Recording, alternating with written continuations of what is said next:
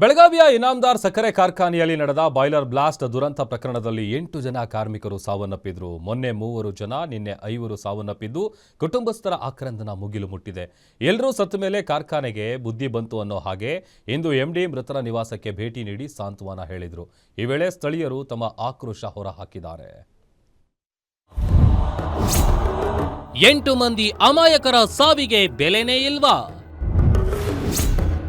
ಶಾಸಕ ಕಾರ್ಖಾನೆ ಎಂಡಿಗೆ ಗ್ರಾಮಸ್ಥರಿಂದ full class.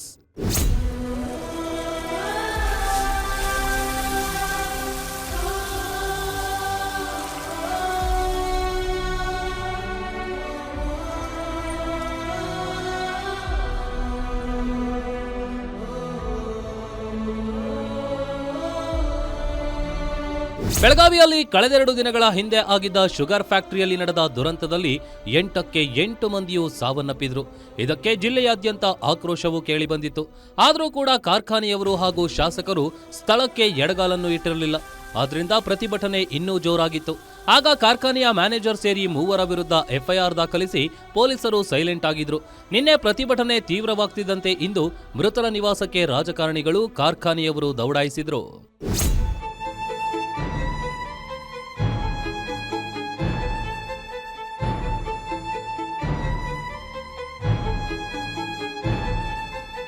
ಎರಡು ದಿನಗಳಿಂದ ನಿದ್ರೆಯಲ್ಲಿದ್ದ ನಾಯಕರು ಇಂದು ಎಚ್ಚರಗೊಂಡಿದ್ದಾರೆ.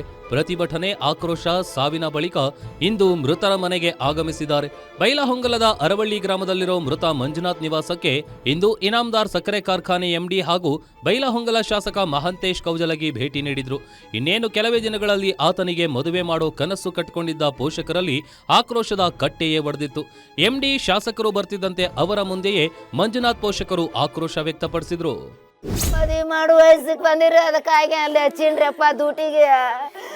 ರೈತೈಕಿ ಮಕ್ಕಳಿಗೆ ಮದುವೆ ಆಗೋದು ವಾಜ್ ಐತ್ರಿ ಈಗಿನ ಕಾಲದಾಗ. ನನ್ನ ಮಗನು ನೌಕರಿ ಕಳಿಸಿ ನಾ ಮದುವೆ ಮಾಡ್ಬೇಕಂತೇಳಿ ನನ್ನ ಮಗನಲ್ಲಿ ತುರ್ಕಿನ್ರಿ.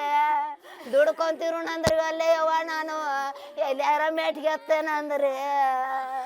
ನನ್ನ ಮಗ ಮೇಟಿಗೆ ಹತ್ತಿದ್ರು, ಪೂರಾ ಮೇಟಿಗೆ ನಮ್ಮನು ಹಚ್ಚಿದ್ರು.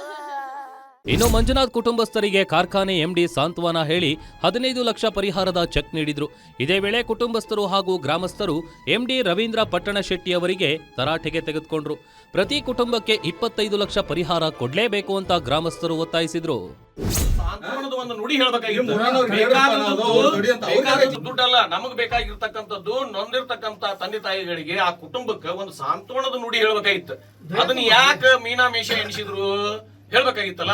ಇಲ್ಲಪ್ಪ, ನಿಮ್ ಕುಟುಂಬ ಜೊತೆ ನಾವು ಅದೇವು, ಯಾವ್ದಕ್ಕೂ ವರಿ ಮಾಡ್ಬೇಡ್ರಿ, ಆಗ್ಬಾರ್ದಾಗಿತ್ತು, ದುರ್ಘಟನೆ ಆಗೇತಿ, ಅದ್ ಏನ್ ಮುಂದಿನ ಕ್ರಮ ತಗೊಳ್ಳೋಣ, ನಿಮ್ ಜೊತೆ ನಾವು ಅದೇ ಅಂತಂದ್ರೆ ಹೆಂಗ ಆಗ್ತತಿ?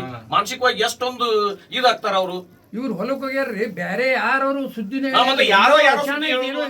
ಸದ್ಯ ಘಟನೆ ಕುರಿತು ಮುರಗೋಡ ಪೊಲೀಸ್ ಠಾಣೆಯಲ್ಲಿ ಈಗಾಗಲೇ ಪ್ರಕರಣ ದಾಖಲಾಗಿದ್ದು ತನಿಖೆ ನಡೆಸುತ್ತಿದ್ದಾರೆ. ಆದರೆ ಕಾರ್ಖಾನೆ ಮಾಲೀಕರು ಪ್ರಭಾವಿಗಳು ಆಗಿದ್ದರಿಂದ ಅವರ ಮೇಲೆ ದೂರು ದಾಖಲು ಮಾಡಿಕೊಳ್ಳಲು ಪೊಲೀಸರು ಹಿಂದೇಟು ಹಾಕ್ತಿದ್ದಾರೆ ಎನ್ನಲಾಗಿದೆ. ಇದರ ನಡುವೆ ಕಾರ್ಖಾನೆ ಮಾಲೀಕರ ವಿರುದ್ಧ ಯಾವಾಗ ಕ್ರಮ ಅಂತ ನೊಂದ ಕುಟುಂಬಸ್ಥರು ಆಗ್ರಹಿಸಿದ್ದಾರೆ.